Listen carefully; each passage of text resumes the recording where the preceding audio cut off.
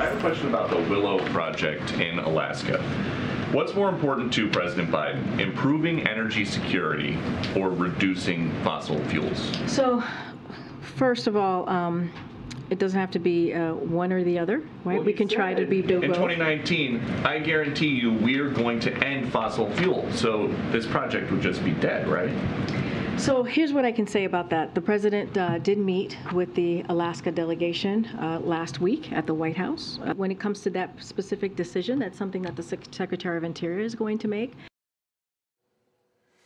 All right, not encouraging words for Alaska Governor Dunleavy, who was kind enough to join us right now. What he makes of this, Mike Dunleavy has been dealing and pushing for this new project that could mean a lot of jobs to Alaskans, a lot of economic security, to say nothing of the amount of extra oil we could be getting out of our furthest northern state. Governor, good to see you again. I'm getting mixed signals from the White House on this. You would be far closer to this than I'll ever be, but what are you hearing now from the White House as to where this stands?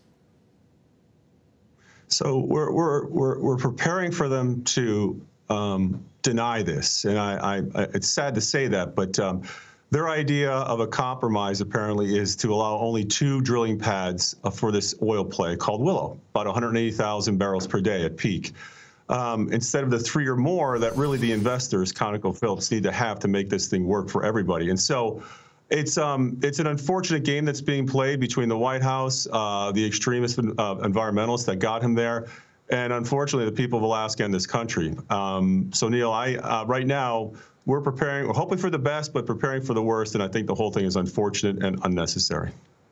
So the Willow Project, as it compares to others, Governor, where does it stand? I mean, this is actually statistically bigger, is it not? Well, this is my understanding, this is your largest conventional play, new play in North America, here in Alaska. We're putting through about 500,000 barrels a day of oil through our pipeline from Prudhoe Bay and Capark. This is in the Naval Petroleum Reserve further west, but nonetheless, that oil would be put in the pipeline as well. So you'd be up to about 600, at peak 680,000 barrels. We have another play that's similar called Pika that could put in upwards of 200,000 barrels. But if this play is not allowed to go forward, chances are Pika would be endangered as well. So you're significantly increasing the oil that's going through the pipeline. It certainly helps Alaska. But really, you want more production to drive the prices down across the board for all Americans and Alaskans. And so it's problematic. Again, we're supposed to hear some word of the decision here this week or early next week. But hoping for the best, but expecting the worst.